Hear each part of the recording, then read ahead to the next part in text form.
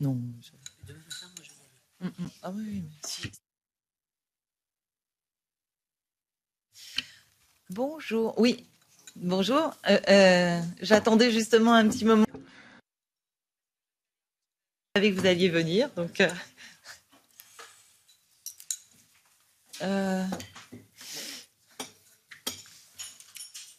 Oui, oui. En face, oui, ou même ici. Je pense que. Ben non, oui, on a 2 minutes de retard, mais en fait, on vous attendait un petit peu. Je pense qu'on va pouvoir commencer. Tout d'abord, bonjour à toutes et à tous et merci. Moi, je suis ravie et on est ravis de vous accueillir aujourd'hui. Je suis très contente d'organiser un événement comme celui-ci avec l'association Coalition pour les accords de pêche équitable, la KP CFFA, qui a organisé la venue de tous les pêcheurs et les pêcheuses artisans présents ici. Donc on co-organise avec Catherine Chabot. Donc on accueille 8 pêcheurs et pêcheuses de 8 pays différents. On a tout d'abord, alors désolé si j'ai des problèmes de prononciation au niveau des noms, il ne faudra pas m'en vouloir.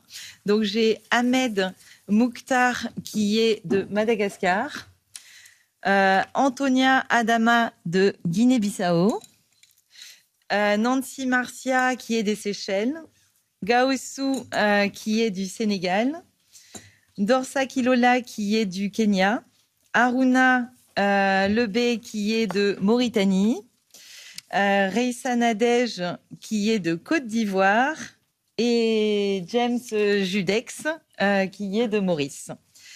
C'est un petit peu cet événement l'occasion de lancer une discussion sur les accords de pêche de l'Union européenne qui signe avec les pays côtiers qu'on appelle plus particulièrement les accords de partenariat de pêche durable de l'Union européenne.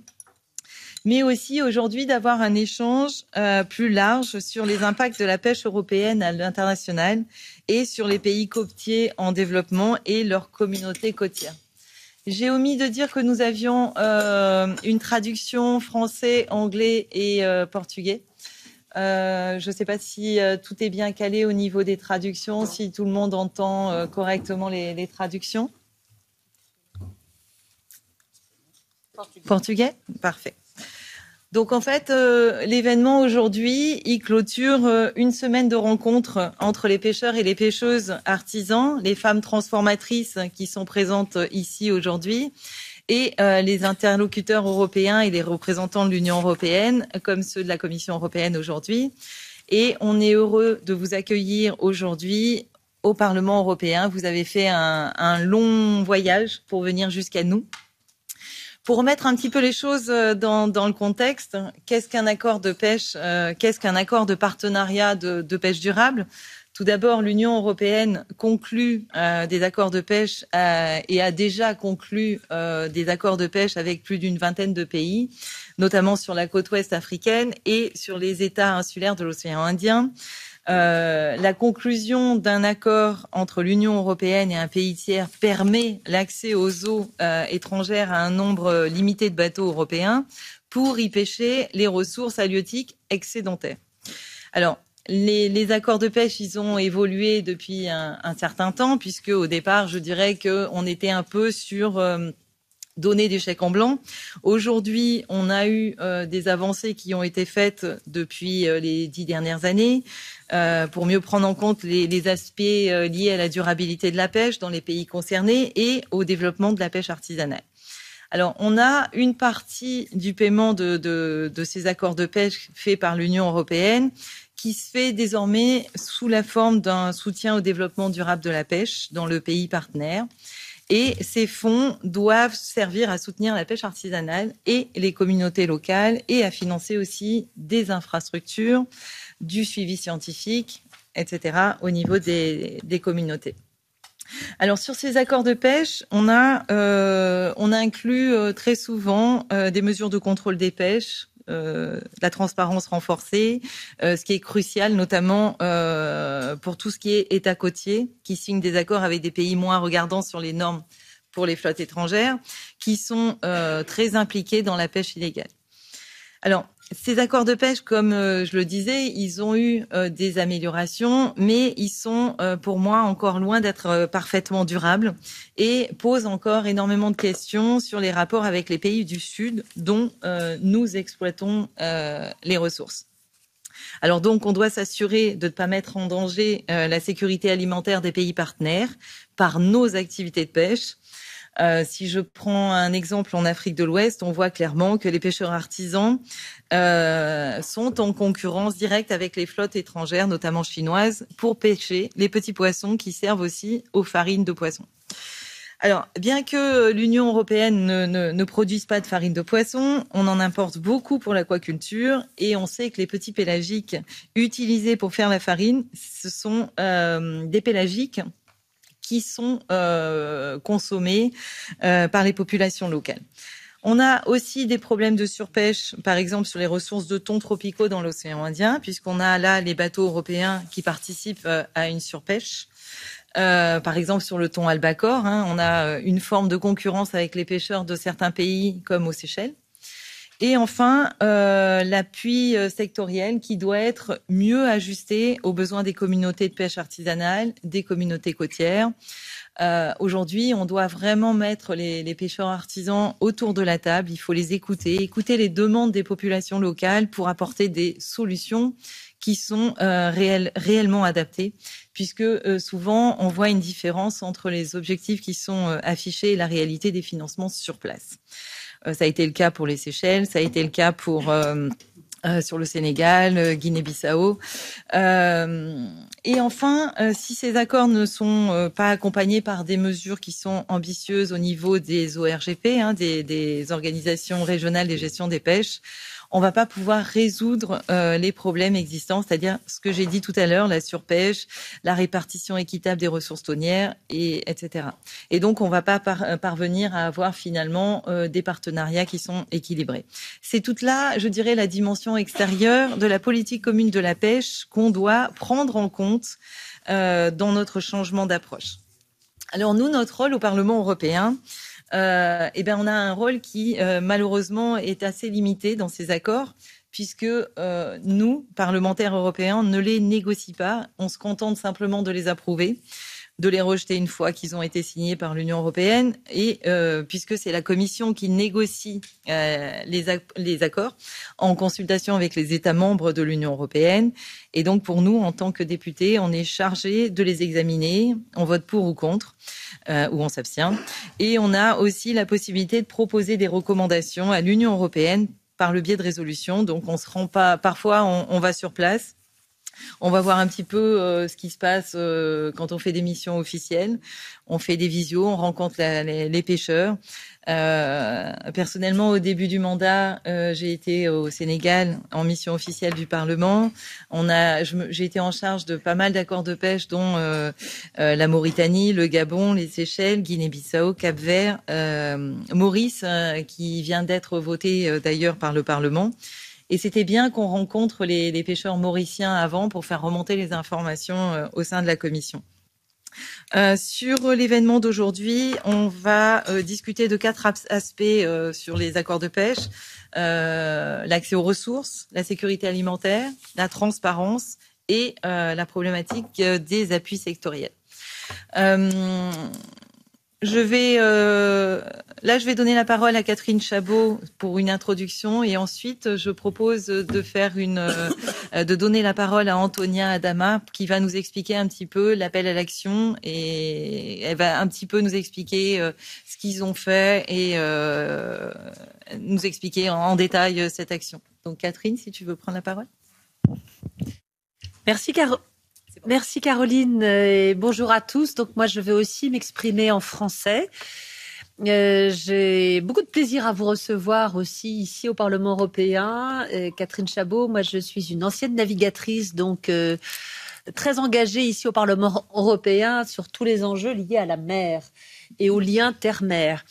Je voudrais vous dire, puisqu'elle vient de prendre la parole, que Caroline est très engagée sur ces sujets pêche en général et en particulier, comme nous sommes toutes les deux en commission développement, aussi très engagée, comme je peux l'être sur les sujets de ces accords de pêche que l'Union européenne signe avec les pays tiers.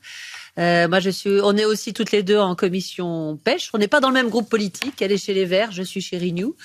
Mais on est assez, je pense qu'on a des visions assez communes.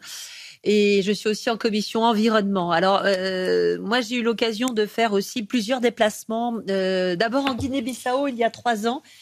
Et j'ai retrouvé une photo, nous étions toutes les deux. J'avais rencontré, notamment dans le port artisanal de Bissau, les pêcheurs, mais aussi les communautés de femmes j'avais été très impressionnée pour tout vous dire.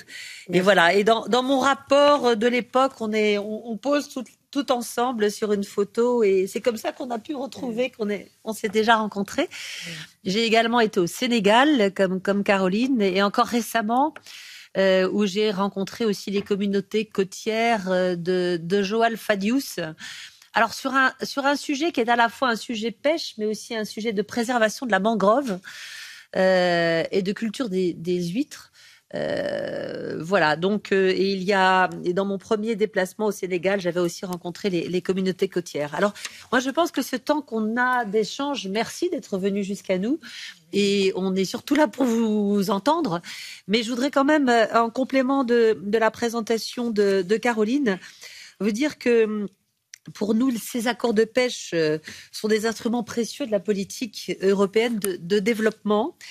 Et notamment, je vais balayer, pour moi, il participe à la réalisation des objectifs du développement durable. Je suis une adepte des ODD, considérant qu'ils devraient même être une colonne vertébrale de nos politiques publiques.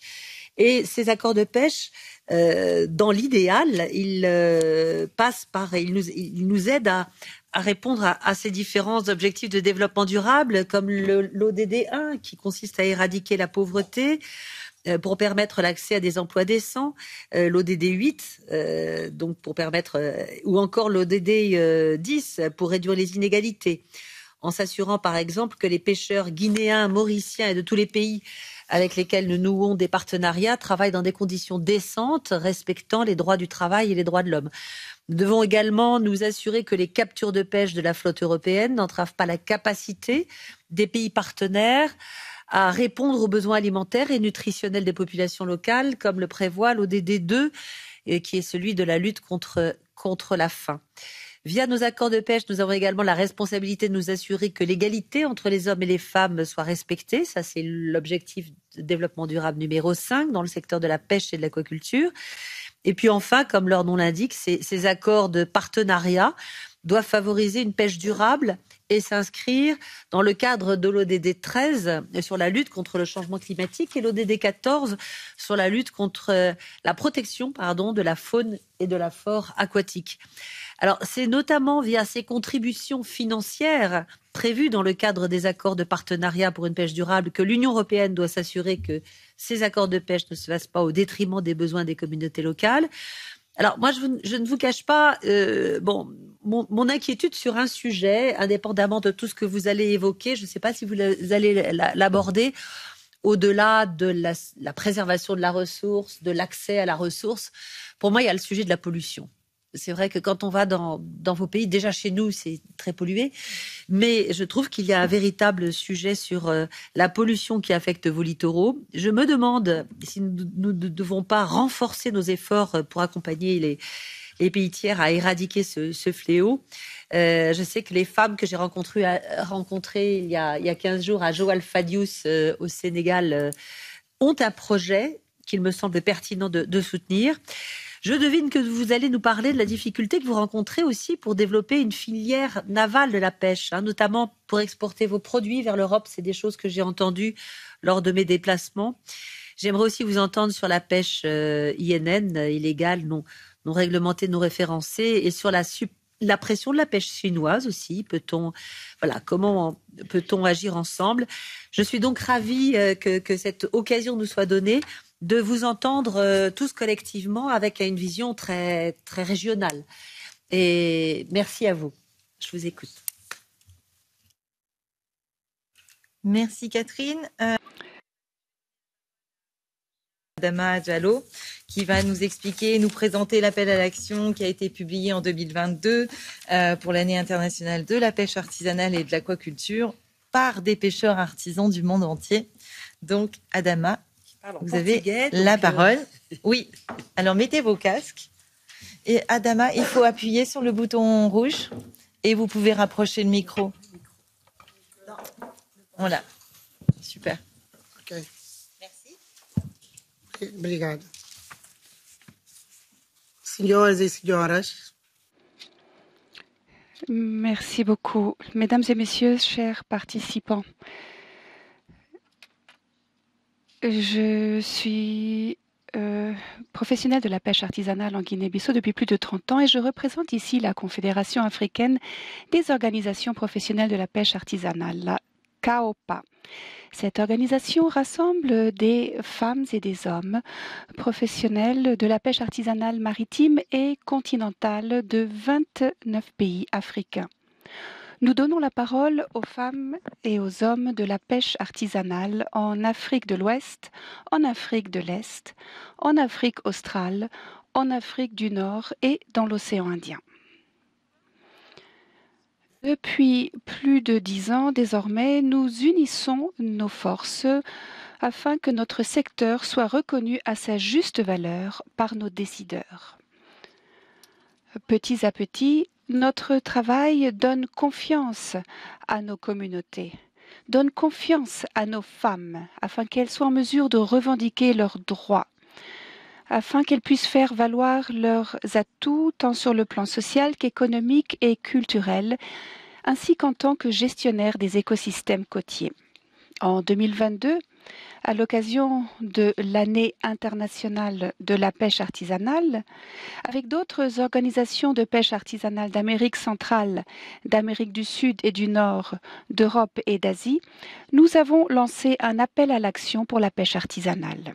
En effet, malgré nos efforts, trop souvent encore, nos décideurs et leurs partenaires n'agissent pas en notre nom et ignorent nos besoins.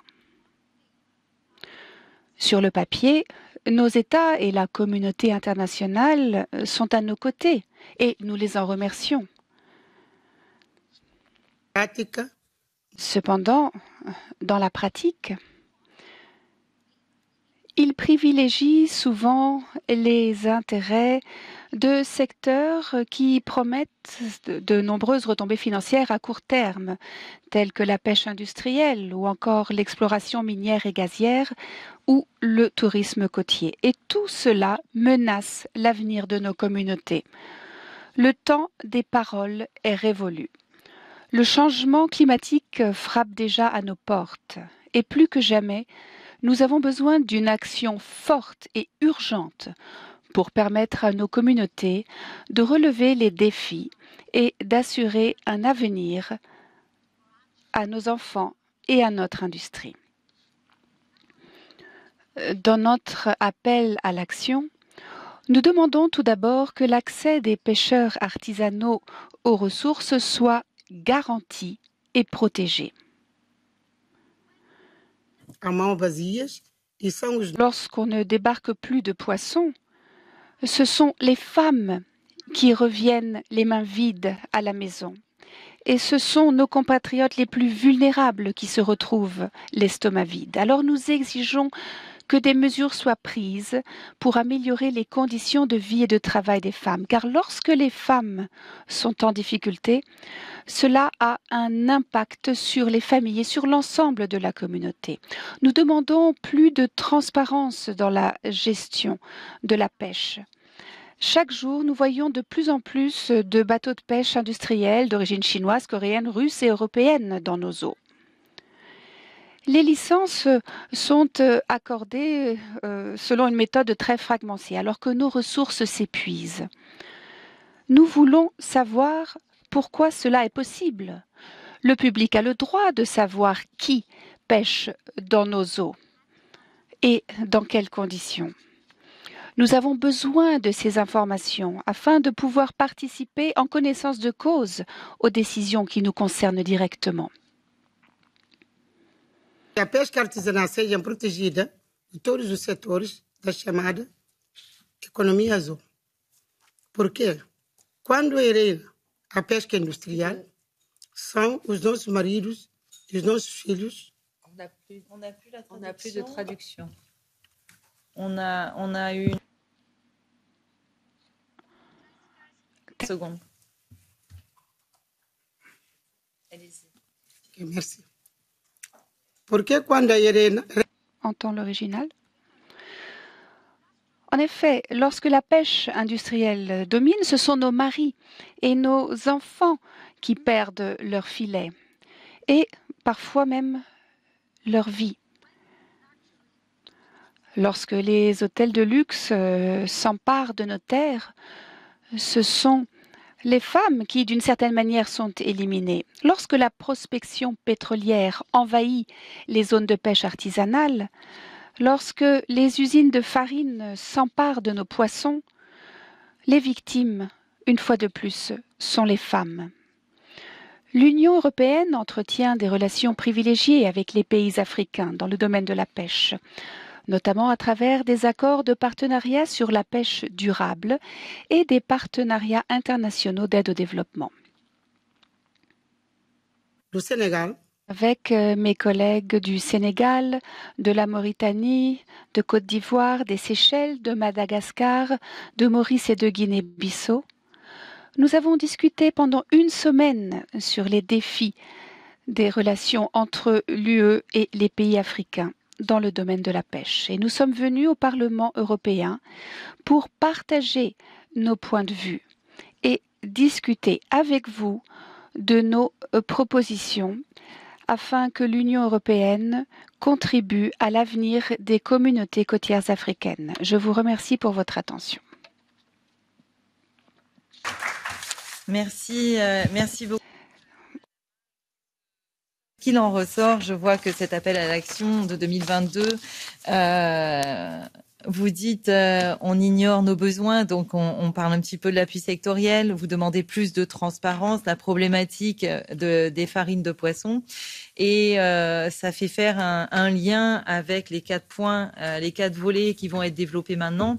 On va parler du premier volet, c'est les questions d'accès, et je vais donner la parole à Raissa Nadej Lekamadou, qui est femme transformatrice en Côte d'Ivoire, qui est secrétaire générale de l'Union nationale des sociétés coopératives des marailleuses et actrice de la filière halieutique de Côte d'Ivoire. Vous avez la parole. Je vous remercie. Mesdames, Messieurs, j'aimerais partager avec vous nos priorités pour garantir un accès sécurisé de la pêche artisanale aux ressources de pêche en ligne avec l'objectif de développement durable 14B. Nous nous réjouissons que depuis la dernière réforme de la politique commune de la pêche de 2012, l'Union européenne ait pour ligne de conduite dans les accords de pêche de ne pas négocier d'accès aux zones occupées par la pêche artisanale afin de lui laisser l'accès exclusif à la zone de pêche côtière. Cette mesure doit être aussi étendue à toutes les flottes d'origine étrangère. Les accords de pêche contiennent une clause de non-discrimination qui engage le pays partenaire à appliquer à toutes les flottes étrangères les mesures prévues pour les flottes européennes, y compris le zonage. Mais, dans les faits, cela reste lettre morte. Les bateaux des autres pays ne respectent pas notre zone de pêche. Nos pêcheurs souffrent des incursions des chalutiers en zone côtière. Si l'Union européenne veut vraiment contribuer à protéger la pêche artisanale aux ressources, elle doit être plus stricte sur le respect de cette clause de non-discrimination. Par ailleurs, comment est-ce que l'Union européenne peut avoir accès au surplus alors que les données sur l'effort de pêche global dans nos eaux ne sont pas connues? De plus, ni les captures accessoires, ni les captures d'appât, qui sont parfois des espèces ciblées par la pêche artisanale, ne sont comptabilisées. Il faudra y remédier. Cependant, nous avons de plus en plus de bateaux industriels d'origine étrangère qui forment des sociétés mixtes de façade avec des ressortissants de nos pays et prennent le pavillon local. Mais ne vous y trompez pas. Ces bateaux restent contrôlés par des compagnies étrangères, chinoises surtout, mais aussi russes ou européennes. Ces bateaux font parfois des incursions dans les zones réservées à la pêche artisanale. L'Union européenne promeut la constitution de sociétés mixtes dans ses accords de pêche. Nous demandons qu'un cadre réglementaire soit établi pour les sociétés mixtes applicable à tous les bateaux d'origine étrangère qui assurent que les sociétés mixtes opèrent de façon transparente, ne soient pas en compétition avec la pêche artisanale et contribuent aux objectifs de développement du pays concerné. Ces dernières années, nous avons observé que, à travers les accords de pêche, l'Union européenne soutient de plus en plus la mise en place d'aires marines protégées. Ce phénomène va sans aucun doute s'accentuer avec la mise en œuvre de l'initiative 3030. Ces zones protégées sont importantes pour conserver la biodiversité et pour soutenir les communautés côtières qui dépendent de la pêche. Il est indispensable que les coûts sociaux et économiques de la mise en place de ces zones soient pris en compte et que les communautés soient associées dans la gestion de ces zones. Si elle soutient les aires marines protégées, l'Union européenne doit s'assurer que la mise en place de ces outils de conservation soit transparente, sensible aux enjeux de genre et avec la participation informée des communautés côtières. Enfin, je dois parler d'une technique de pêche qui est un danger potentiel pour la pêche artisanale, les DCP dérivants. Lorsqu'ils dérivaient les zones de pêche artisanale, ils attirent tous les poissons, pas seulement les thons, et ceux-ci sont capturés alors par la pêche industrielle au détriment des artisans. Ces DCP peuvent aussi détruire l'environnement, comme les récifs de coraux et les moteurs des bateaux artisans. Un fonds de compensation devait être établi dans les accords pour ces dommages à l'environnement et à la pêche artisanale. Je vous remercie.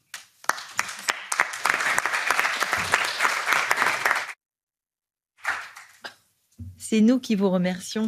On va passer au second volet qui est la sécurité alimentaire. Et je vais donner la parole à Ahmed Mouktar Ahmad Gamal, qui est pêcheur à Madagascar, responsable de plaidoyer du réseau Mihari et qui est un réseau d'aires marines protégées local à Madagascar. Je donne la parole. Oui.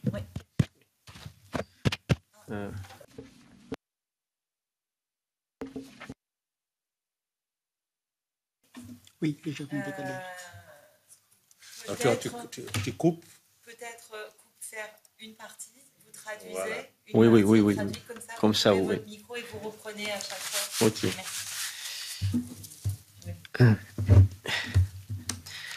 Tompoko lahy sy tompoko vavy, izaho dia mpanjono madinika avy any faritravatra Madagasikara, toa anireo firenena rehetra aty amin'ny faritra Afrikana dia ny jono madinika no mamatsy trondro betsaka indrindra ireo tsy nanatiny sy ho an'ireo malagasy rehetra. Mampalahelo anefa fa ny enti-manana eo ampelantananay dia tsy ahafahanay mamatsy araka ny tokony ho izy ireo tsena ao anatiny ireo.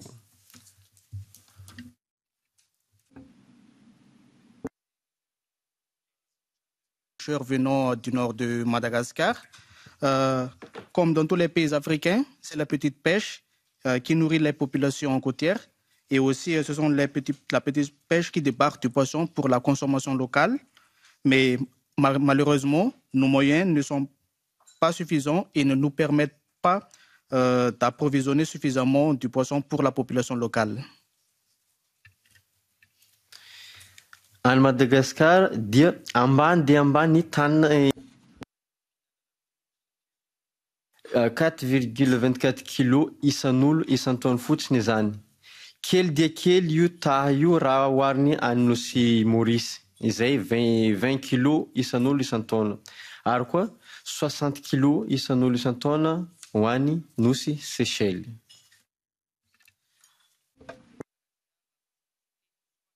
Faible de l'ordre de 4,24 kg par habitant par an, alors que ce taux est de 20 kg par poisson par an par personne pour l'île Maurice et aussi de 60 kg par an par personne pour Seychelles.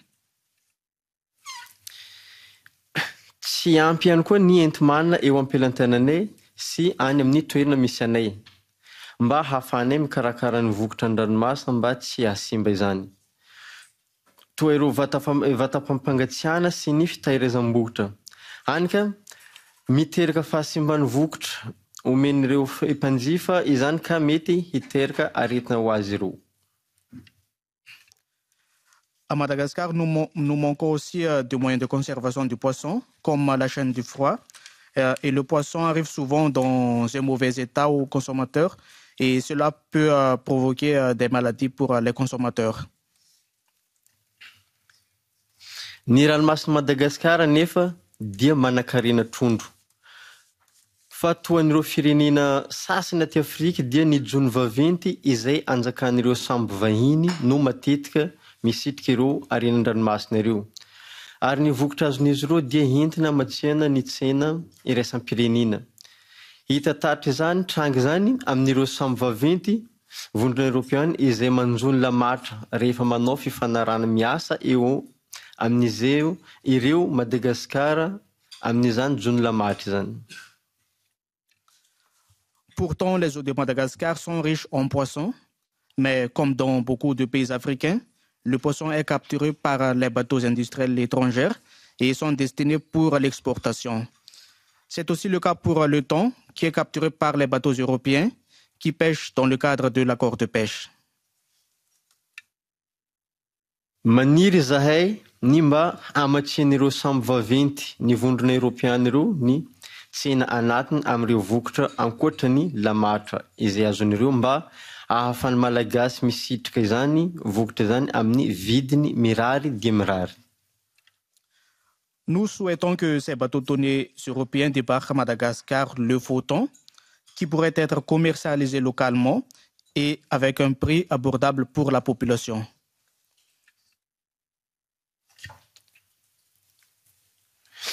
Amin'ireo firenena sasany aty Afrikana toa ny Mauritanie dia roa isan-jatony amin'ireo trondro jonon'ireo sambo vaventy dia natokana hamatsiana ny tsena anatiny ary nahafan'ireo mamatsy trondro ho any mponina ao aminy mba hanalefana ny tsy fanjariany sakafo. Dans d'autres pays africains comme la Mauritanie, le débarquement de 2% des captures de petits pélagiques pour la population locale a permis de mieux approvisionner sa population locale en poissons et aussi d'améliorer leur sécurité alimentaire. Manoloan'izany ny fifanaramiasa mahakasika ny jony lamatra misy eo amin'ny Madagasikara sy ny vondrona Europeana dia tokony hojerena sy omendanja manoka ny fametrahana fotodrafitrasa fitahirizana trondro mba ahafanay mpanjony madinika mamatsy trondro tsara kalitao ho any ireo malagasy rehetra. Mankasitraka indrindra tompo. À travers l'accord de pêche entre Madagascar et l'Union européenne, Madagascar et l'Union européenne devraient également donner une attention particulière à soutenir les infrastructures pour la conservation du poisson de la petite pêche et pour permettre aux petits pêcheurs d'offrir aux consommateurs locaux un poisson abondant et de bonne qualité. Mesdames et messieurs, je vous remercie.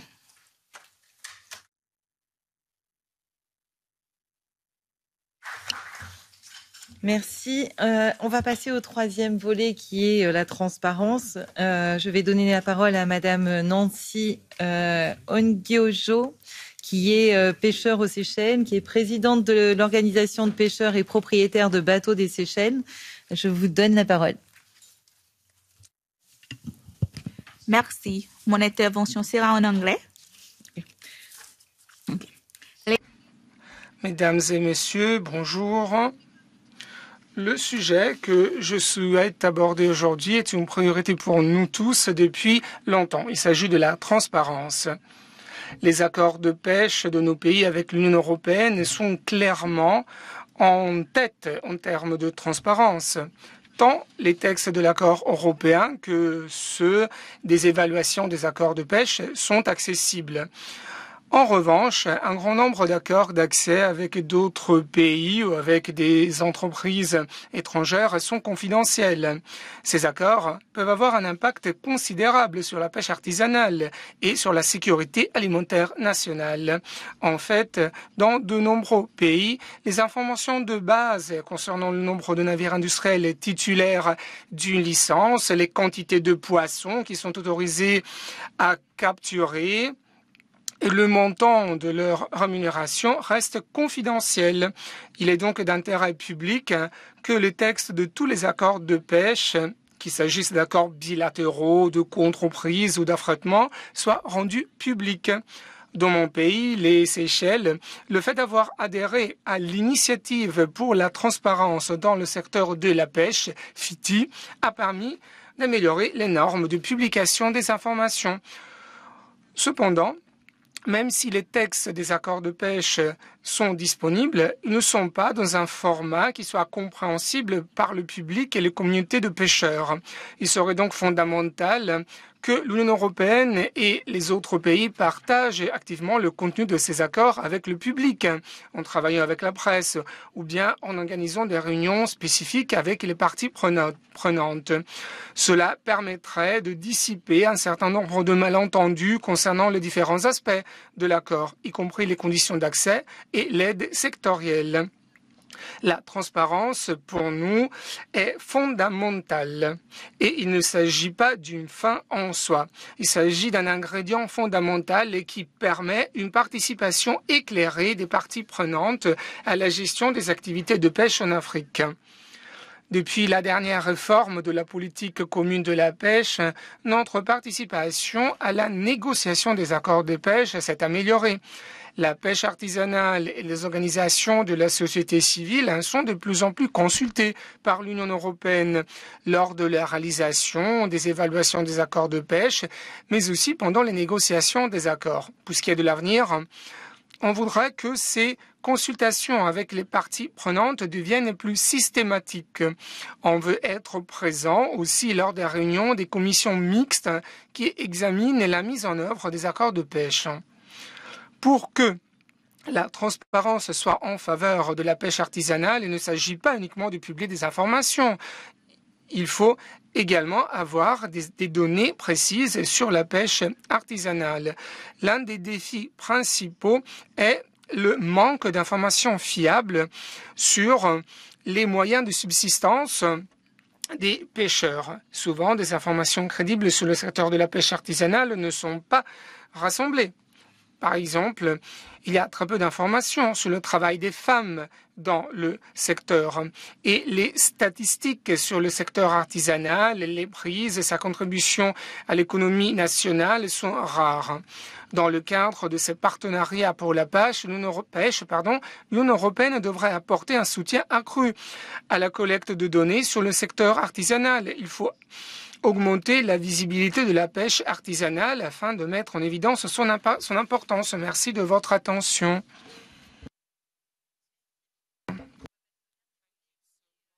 Où je vais donner la parole à Harouna Lebey, qui est pêcheur en Mauritanie et membre de la Fédération libre de pêche artisanale.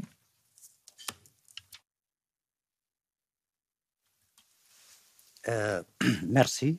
Tout d'abord, permettez-moi de vous remercier sur votre intervention aussi brillante et qui a résumé, on peut dire, tous les problèmes du secteur de la pêche artisanale. Et merci aussi pour la députée pour les questions pertinentes qu'elle avait posées et qui méritent d'avoir des réponses. Madame, Monsieur, un aspect des accords de pêche qui est d'une grande importance aussi pour la pêche artisanale, c'est l'appui sectoriel. Mais nous observons des lacunes, d'abord au niveau de la transparence et aussi au niveau de la mise en œuvre. On ne sait pas ce qui est fait avec l'argent de l'appui sectoriel, ni les actions, ni si les actions soutenues sont efficaces. Et donc, aucun représentant de la pêche artisanale ni de la société civile n'est impliqué dans la planification de ces activités, ni dans leurs modalités de mise en œuvre, encore moins dans leurs évaluations. Les actions soutenues par l'appui sectoriel ne sont pas identifiables. Souvent, elles sont présentées comme une initiative de politiciens locaux sans que le nom de l'Union européenne soit mentionné. Dans ces conditions, ne vous étonnez pas que si l'opinion africaine n'est pas toujours une bonne opinion de l'Union européenne comme partenaire dans le domaine de la pêche, nous voyons que notre poisson est pêché par les flottes européennes, mais nous n'avons aucun bénéfice en retour. Et donc, alors que des actions menées par d'autres pays qui ne sont pas toujours regardants sur la préservation et la durabilité de la ressource sont clairement vues par chacun. Il est absolument indispensable qu'une information détaillée sur ce qui est fait avec l'argent de l'appui sectoriel des accords de pêche soit mise à disposition du public et que aussi les parties prenantes soient associées à l'identification, la mise en œuvre et l'évaluation des actions si on veut qu'elles soient efficaces et bénéficient à nos populations. Il s'agit aussi d'une question de crédibilité pour l'Union européenne qui doit pouvoir démontrer que l'argent des citoyens européens destiné à appuyer la pêche durable est bien dépensé. Pour ce qui est de l'utilisation de l'appui sectoriel, il est important d'assurer qu'une partie de ces fonds serve à appuyer la pêche artisanale, dont le développement est une priorité affirmée de nombreux pays africains. Des actions concrètes peuvent être menées en faveur des pêcheurs artisans, comme la formation des capitaines pour la sécurité en mer ou l'appui aux initiatives prises dans le cadre de la cogestion, comme la surveillance participative. Il est aussi important, à travers l'appui sectoriel, de soutenir la consommation de poissons par les populations locales, étant donné que ce sont les femmes qui fournissent souvent le poisson et qui amènent souvent le poisson pour la consommation aux consommateurs. Un focus important de l'appui sectoriel devrait être donné à l'appui aux activités des femmes. Les femmes sont présentes à toutes les étapes de la filière de la pêche artisanale en Afrique, mais leur travail n'est pas reconnu, leur contribution, notamment aux innovations, n'est pas valorisée et leurs conditions de travail et de vie sont désastreuses. L'appui sectoriel de l'Union européenne, en cohérence avec des fonds de développement, pourrait contribuer aux investissements dans les services et les infrastructures qui améliorent les conditions de vie des femmes et de leurs familles, tels que l'accès à l'eau potable, l'électricité, l'évacuation des eaux usées, les installations sanitaires sur les sites de transformation, des fours améliorés et pourquoi pas des réfrigérateurs solaires. Donc la condition reste que ces pêcheurs et ces femmes de la pêche artisanale ne soient pas face à une mer qui se vide. C'est le cas aujourd'hui en Afrique de l'Ouest avec nos petits pélagiques qui continuent d'être dévalisés par l'industrie de la farine. Nous sommes reconnaissants, surtout envers l'Union européenne, d'avoir relayé les inquiétudes de nos populations et de nos pêcheurs sur les dangers que représente la production industrielle de l'huile et farine de poisson. ça, c'est un danger que vraiment nous sommes reconnaissants de la position de l'Union européenne. Voilà, de poissons. À partir de ces petits pélagiques, l'attention donnée dans l'appui sectoriel de l'accord Mauritanie à des actions pour utiliser les petits pélagiques pour la consommation humaine plutôt que la farine est à saluer. Sur ce point aussi, il faut une cohérence des politiques européennes. Aujourd'hui, il faut 5 kilos de poisson pour 1 kilo de farine qui sert souvent à nourrir les élevages de poissons qui sont ensuite vendus sur le marché européen. Donc, si l'Europe ne stoppe pas l'entrée sur son marché de ces poissons élevés avec les farines de nos petits pélagiques, alors l'Union européenne, comme la Chine, la Norvège, la Turquie et autres pays, prive les femmes transformatrices de leur gagne-pain et affame les populations africaines. Merci.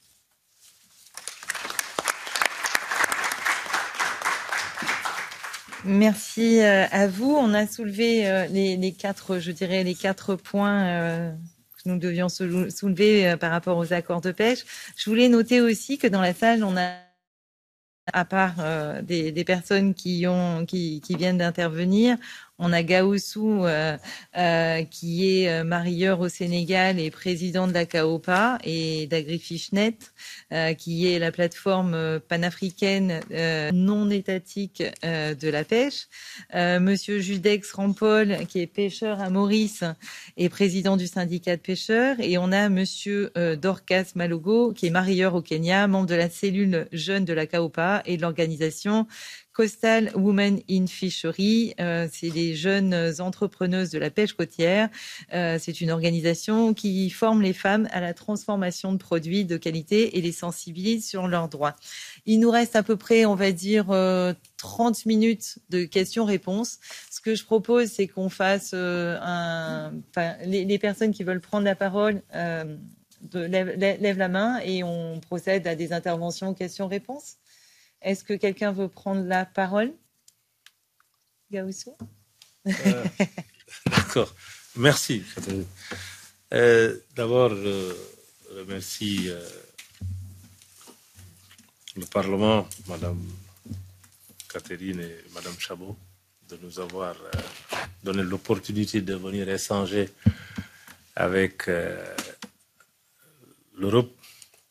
Donc, je félicite mes collègues qui ont eu à prendre la parole et nos partenaires également, la SNC et KP et Pain pour le Monde. Il y a un véritable problème de gouvernance de la pêche au niveau de nos pays.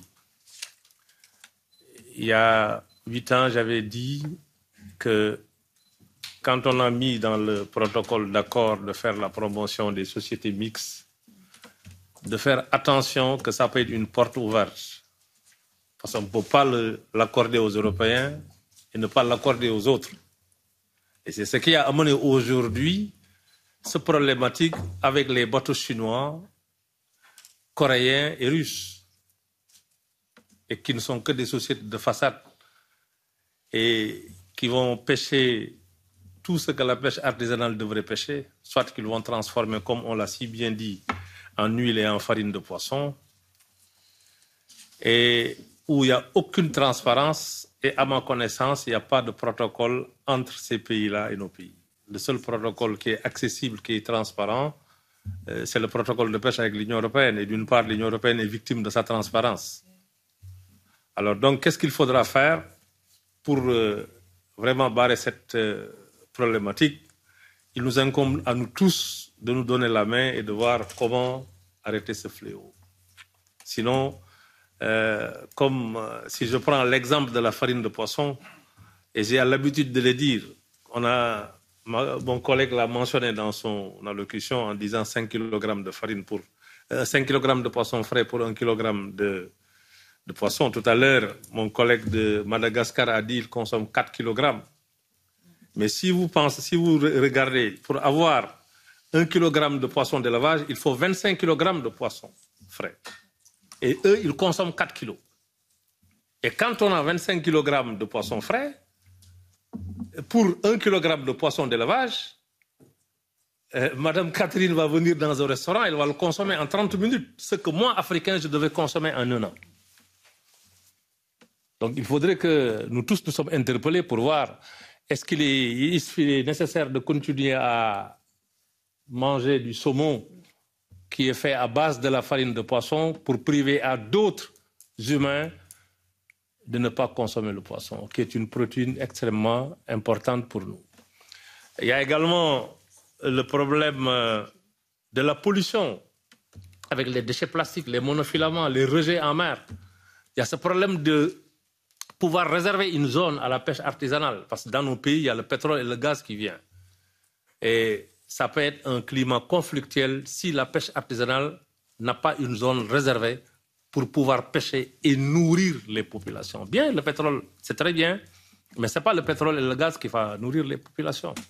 Donc c'est pour cela que nous avons lancé l'appel à l'action pour demander à nos gouvernements et à la communauté internationale qu'il est temps d'agir. Parce que c'est la pêche artisanale qui nourrit le monde, ce n'est pas la pêche industrielle. Dans nos pays, 80% des débarquements, c'est la pêche artisanale. Madame Chabot a parlé tout à l'heure des femmes qui font la cueillette des huîtres à Joal, dans les îles du Saloum, à Guinée-Bissau, à Conakry. Mais aujourd'hui, il y a une destruction extraordinaire de la mangrove avec d'autres personnes. Donc tout ça, ça mérite d'être soutenu. Je ne peux pas être long, mais l'appel à l'action a résumé tout cela et mes collègues ont dégagé des pistes pour pouvoir échanger et voir quelles sont les solutions et les mesures à prendre d'une manière extrêmement urgente pour sauver les communautés côtières. Je vous remercie. J'aurais des questions. Merci. Ouais. Est-ce que d'autres personnes veulent prendre la parole ? Il me semble qu'en ligne, il y avait Mohamed Ali, qui est représentant des pêcheurs et du département de pêche en Somalie, qui voulait intervenir. Non, il n'y est plus. D'accord. Ok. Ouais, moi aussi. Catherine, tu veux prendre la parole ? Oui. Moi, j'avais des questions, mais Caroline, tu en as aussi, je crois. Merci d'abord à tous. C'était vraiment passionnant de vous écouter. Moi, ce que je comprends, c'est qu'on a des accords de pêche de l'Union européenne avec les pays tiers qui sont plutôt globalement des bons accords de pêche. On peut s'interroger quand même sur nos importations de farine de poisson. Tout ce que vous demandez, nous, on amende les rapports que nous faisons sur les accords de pêche. Tout ce qui est demandé sur l'appui sectoriel, sur le soutien aux femmes, sur le soutien à la formation des marins, sur les infrastructures, etc. Tout ça, c'est dans nos rapports à la Commission européenne. Et pour aller sur place, la Commission fait plutôt... Enfin, moi, je trouve que l'Union européenne fait plutôt bien son travail. Moi, j'ai une question quand même, parce que la problématique, c'est que c'est les États, c'est vos États qu'il faut interroger aussi là-dessus. Si on met de la pression, nous, on va sur les États pour leur demander un peu plus de transparence sur l'utilisation de l'argent qui va à l'appui sectoriel. Moi, j'ai posé plusieurs fois la question. On s'entend dire que finalement, où est la souveraineté que demande l'Union européenne et la souveraineté des États le Sénégal, la Mauritanie, la Guinée-Bissau font du commerce avec qui bon leur semble. Et quand on leur dit, vous devriez peut-être regarder d'un peu plus près vos rapports avec la pression chinoise, les Russes, etc., quelque part, on se fait critiquer. Donc, je sais que demain matin, vous êtes reçu par la DG Marais et que vous allez avoir une oreille attentive. J'ai su ça parce que le représentant de l'Union européenne au niveau de l'Afrique occidentale est à Bruxelles. Il vient de m'envoyer un message parce que je l'avais informé de cet événement. Il va vous entendre, etc. Vous pouvez passer des messages. Mais en fait, ma question, c'est qu'est-ce que vous faites? Quel message entendez-vous vis-à-vis auprès de vos gouvernements? Pardonnez-moi cette question un peu directe. Mais je pense qu'on essaie de faire beaucoup. Je pense qu'on peut encore faire encore plus, je vous dis, sur les farines de poisson, etc. Mais je ne sais pas comment on fait pour aller plus loin, nous. Franchement, pardonnez-moi cette question un peu directe. veut répondre? Voilà. Oui, à mon avis, c'est une excellente question. Vous avez parfaitement raison. De la même manière que nous demandons aux Européens de faire la pression, et on parle de problème de souveraineté, mais aussi il ne faut pas oublier que c'est l'argent des contribuables européens. Et donc, tout à l'heure, il y a ma collègue qui a parlé de clauses non discriminatoires par rapport à cela. Il faudrait donc pousser nos États à aller vers cette forme de transparence et de rendre public et accessible les informations. Par exemple, je prends un exemple au Sénégal. Quand maintenant le Parlement européen a adopté et entériné l'accord, au même moment, il s'est trouvé que la société civile, les organisations professionnelles faisaient un plaidoyer pour parler des problèmes des bateaux chinois. Mais tout de suite, les pêcheurs, pour eux, l'ensemble des bateaux qui sont dans les eaux sénégalaises, c'est des bateaux européens. Parce qu'il y a un problème de communication. Parce que c'est le Parlement européen qui a adopté et on l'a mis dans la presse et tout de suite, ils ont dit, voilà, ce qu'on vous disait, ce n'est pas des bateaux chinois, mais c'est les bateaux européens. Donc c'est ça que j'ai dit, il faudrait changer de stratégie de communication envers l'Union européenne. Ce n'est pas pour dire de dire à nos États, faites ceci, faites cela, mais d'accord, on a signé des accords, c'est bien, mais l'appui sectoriel, on a bien dit qu'il faut qu'il y ait un comité et que ce comité-là doit être paritaire, les parties prenantes doivent être là-dedans, donner leur avis, donner des orientations, et même s'il y a des dépenses, qu'ils donnent des justificatifs qui sont clairs. Et si ces justificatifs-là ne sont pas clairs, l'Union européenne a le droit de leur dire, écoutez, l'argent a été mal utilisé. D'accord, mais quand même...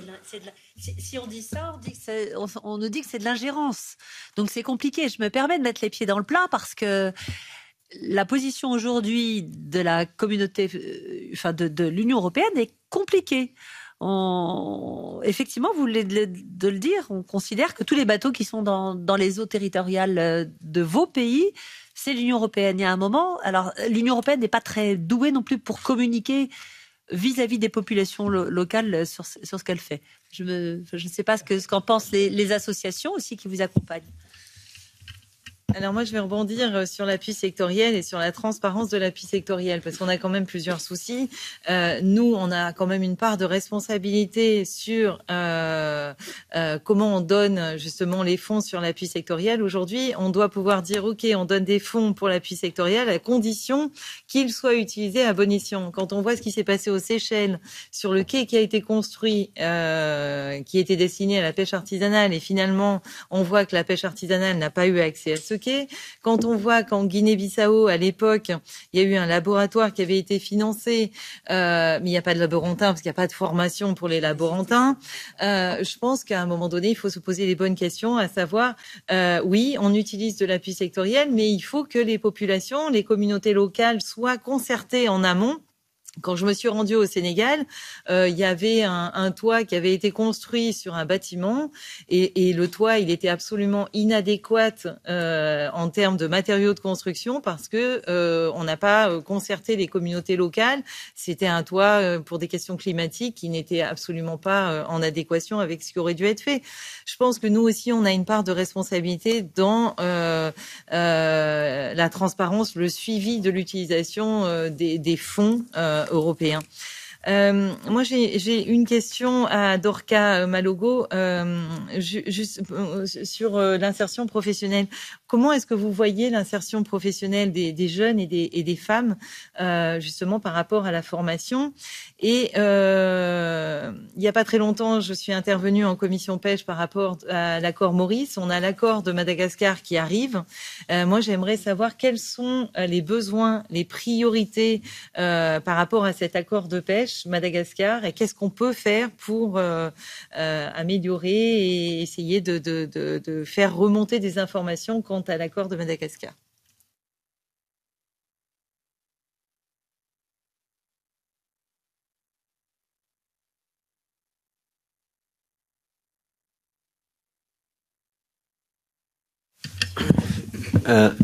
I Madagascar zegny amin'ny resaka accord de la pêche reto izy moa le fanambarana teo igny misy hoe resaka les moyens zegny tsy ampy faible manque be les moyens amin'ny resaka reto indrindra resaka amin'ny fotodrafitrasa e vata fampangatsiahana fany conservena le trondro zegny mba tsy asimba izy mba en bonne qualité zegny izy amin'ny hoanigny karaha zegny.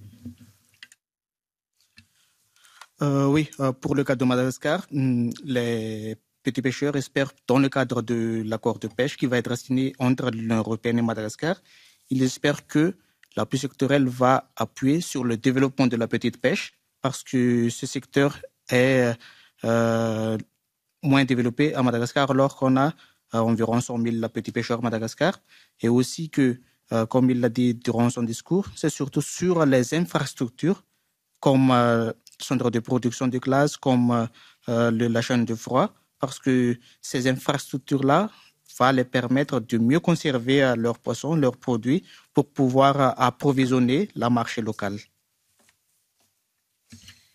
Merci. Est-ce que j'ai d'autres prises de parole? Parce que j'aimerais donner ensuite la parole à la Commission. Allez-y. Merci.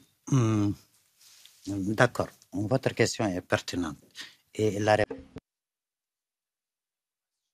pas parce que du moment que vous avez des accords, vous êtes des partenaires et que vous considérez que votre activité peut impacter des gens dans les pays de vos partenaires, donc je pense que vous avez un droit de regard.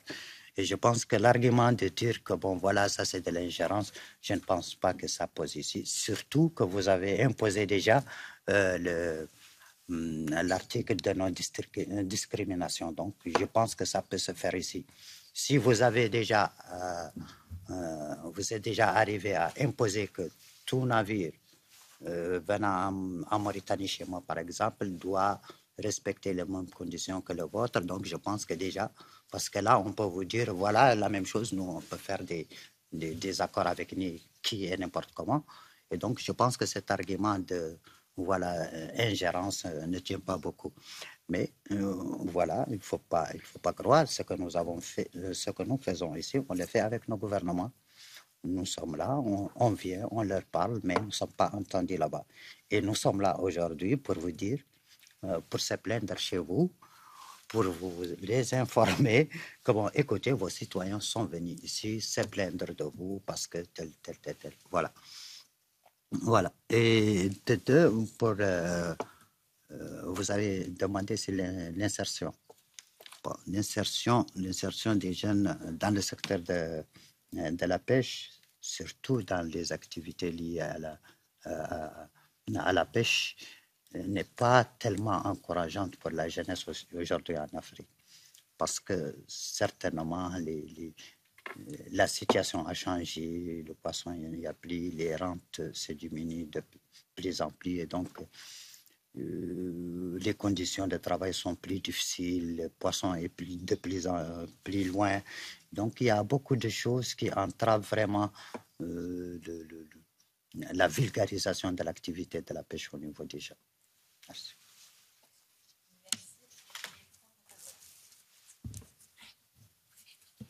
Okay.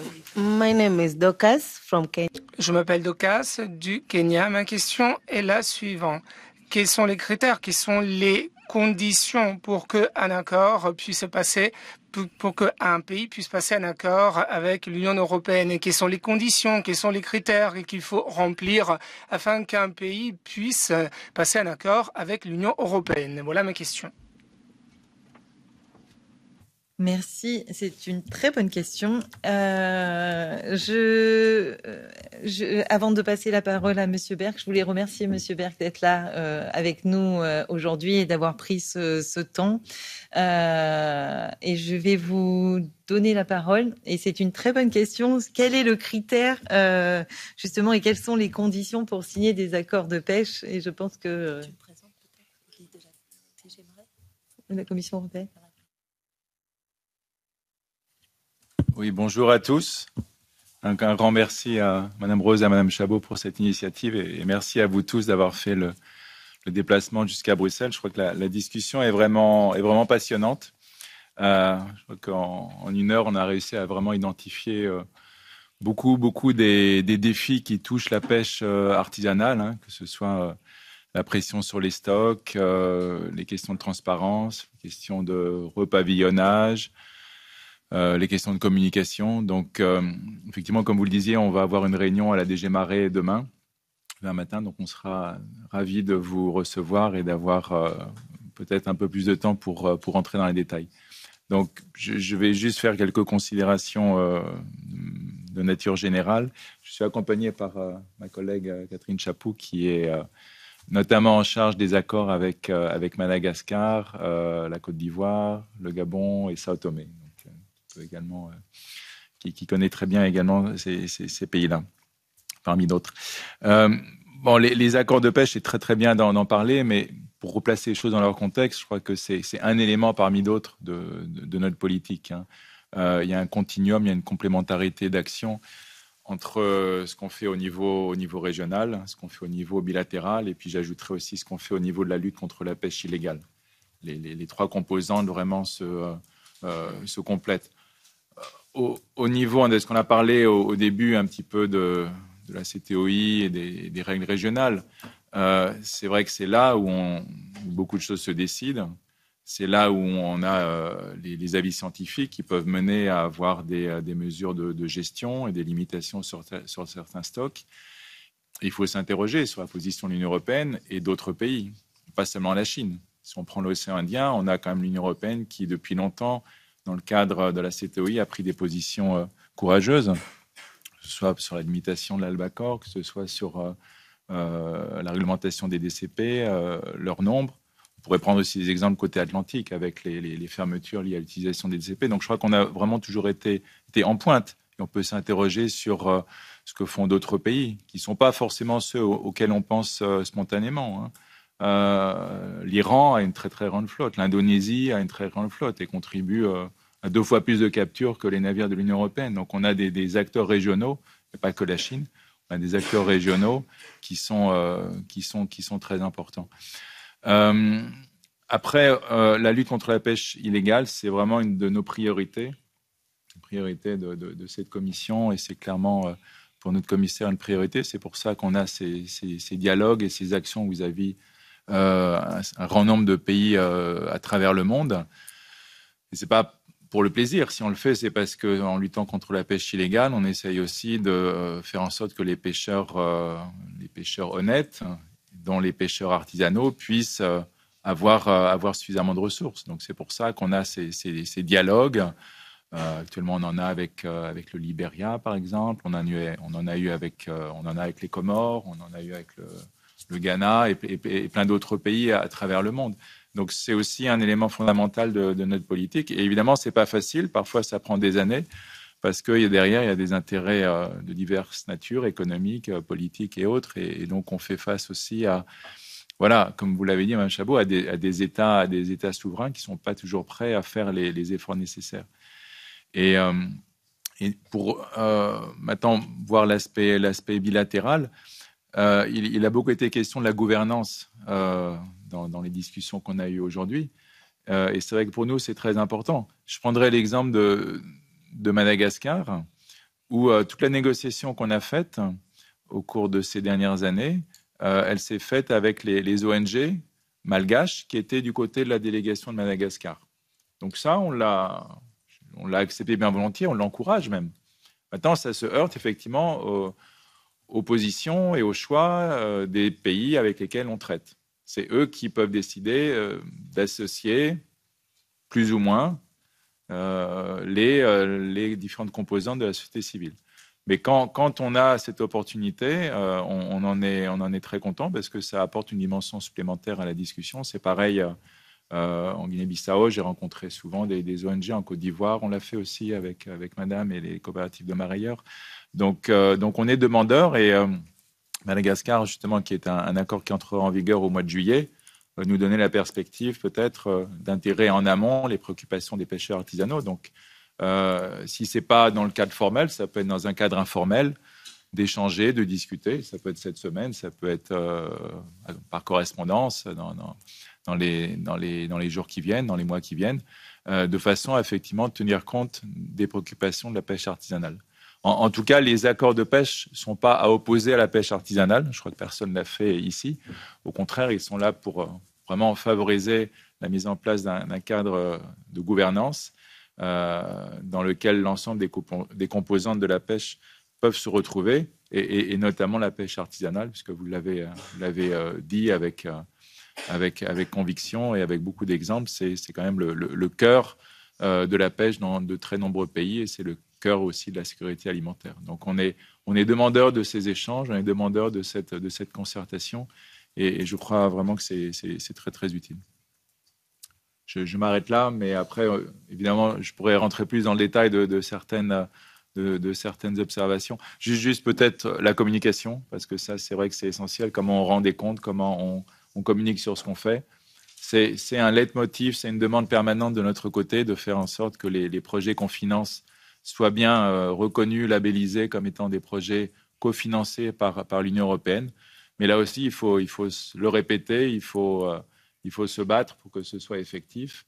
Mais bon, ça reste pour nous extrêmement important. Et de notre côté, c'est vrai qu'on peut peut-être faire davantage pour expliquer ce qu'on fait avec les accords. Je le reconnais volontiers.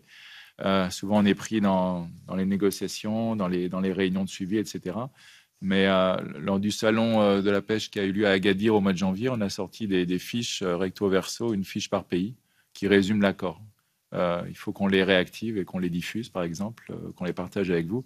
Je crois il y a le texte juridique, et puis si on peut, en une page recto verso, dire ce qu'on fait dans le cadre de ces accords, ça aiderait aussi beaucoup à faire comprendre un petit peu et à remettre les choses en perspective. Et souvent, on voit que notre intervention, elle est assez, enfin, l'intervention des flottes, elle est assez modeste par rapport à tout ce qui se passe, toutes les flottes qui sont présentes et toutes les espèces. Et d'ailleurs, on a parlé un moment aussi de surplus. Là, je voulais aussi réagir pour dire le surplus, c'est pareil, il est évalué dans un cadre régional. Alors, il y a des références au surplus qui sont faites, et dans les accords mixtes comme la Mauritanie, évidemment, la Guinée-Bissau, le surplus doit faire l'objet d'une étude, il faut des données, et c'est pour ça qu'on a des réunions scientifiques conjointes qui sont extrêmement importantes. On a la prochaine avec la Guinée-Bissau qui aura lieu au Portugal au mois de juin. Donc ça, c'est extrêmement important. Mais pour les accords tonniers, qui sont la majorité de nos accords, le surplus s'applique au niveau de l'organisation régionale, SICTA ou CTOI, et c'est là que se prennent les décisions importantes. J'en reviens au début de mon intervention. Voilà. Merci. Merci beaucoup. Ah oui, pour le Kenya, oui. Madame. Il faut la volonté claire, expresse des deux parties. Alors, il faut que ce soit exprimé par le pays en question. Si c'est le Kenya, le Kenya doit nous en faire part de façon officielle. C'est vrai qu'il y a déjà un précédent de discussion avec votre pays, donc il y a un intérêt, mais il faut que ce soit confirmé aussi de façon officielle et actuelle par rapport à ce qui a pu être dit il y a quelques années. Et il faut aussi un intérêt de notre flotte, parce que la flotte ne pêche pas forcément partout, elle a aussi ses priorités. Voilà, c'est les deux conditions principales, une volonté politique du pays tiers, un intérêt de notre flotte, et puis après, il y a la question aussi des ressources humaines, budgétaires de notre côté, sachant qu'on ne peut pas non plus avoir des accords de pêche avec l'ensemble des pays du monde. Mais après, ça se discute en fonction des deux premiers points. Merci beaucoup. Y a-t-il d'autres questions avant qu'on clôture cette réunion? Non.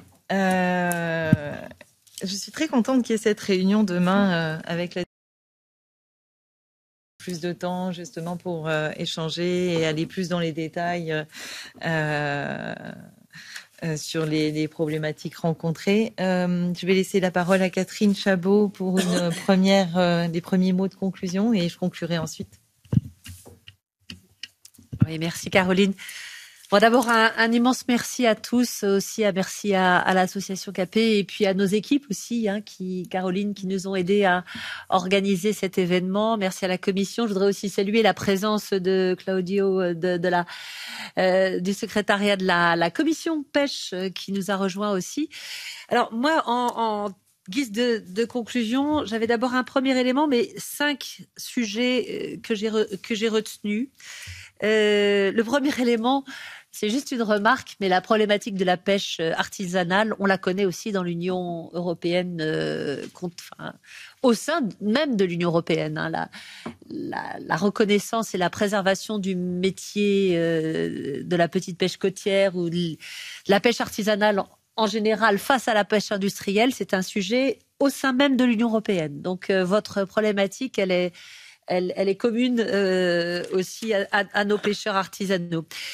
Dans les 5 points, j'ai relevé d'abord le renforcement de la connaissance. C'est un sujet qu'on évoque souvent en matière surtout quand on doit amender. Moi aussi, j'étais rapporteur pour mon groupe sur les accords de pêche. Il faut véritablement, on a bien entendu la collecte de données, mais je rajouterais aussi l'impact sur la ressource des pollutions et du changement climatique. Dans un de mes déplacements au Sénégal, on avait rencontré des scientifiques locaux et qui parlaient de la migration aussi des espèces. Donc tout ça est à prendre en compte.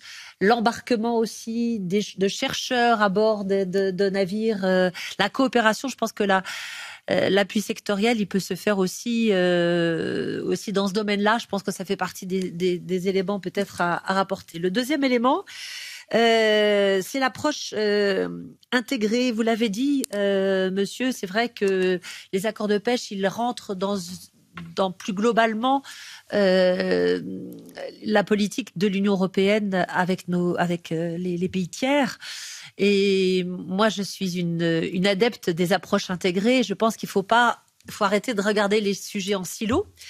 Et du coup, ça m'amène à parler du troisième élément. Je pense que quand on regarde l'appui sectoriel, on doit aussi considérer que les pêcheurs, et ça a été dit, je crois par madame ou tout à l'heure, ou moi-même je l'ai dit dans mon propos, les pêcheurs participent et les femmes participent à la préservation de la mangrove, à la préservation du milieu du milieu, et donc répondent non seulement aux enjeux de biodiversité, mais aux enjeux climatiques, parce que si les écosystèmes marins côtiers sont dégradés, ils sont émetteurs. S'ils sont préservés, ça permet de développer aussi une économie durable localement, etc. Donc ça, c'est un élément important. Lié à ça aussi, moi, je pense qu'on doit renforcer, ça c'est un autre élément, on doit renforcer notre communication. C'était dans mon rapport, le rapport que, à la fois de mon séjour en Guinée-Bissau, mais mon séjour au Sénégal, l'Union européenne est désespérément pas bonne pour communiquer sur ce qu'elle fait sur le terrain. Quand j'ai visité le port artisanal de Bissau, je suis arrivée sur le port artisanal, madame se souvient peut-être, puisque on s'est vu là. Il y avait dans le port un Manitou, enfin une espèce de machine qui creusait le port, qui était rempli de déchets.